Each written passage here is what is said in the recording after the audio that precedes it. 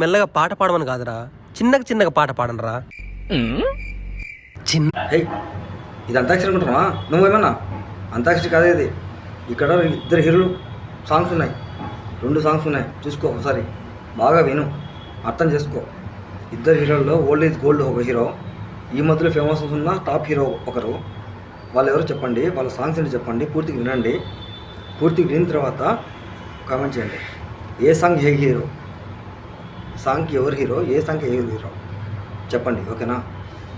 ఊరికే నవ్వద్దండి, కామెడీ కాదు ఇది, సీరియస్. ఇది చాలా సీరియస్ మ్యాటర్ ఇది.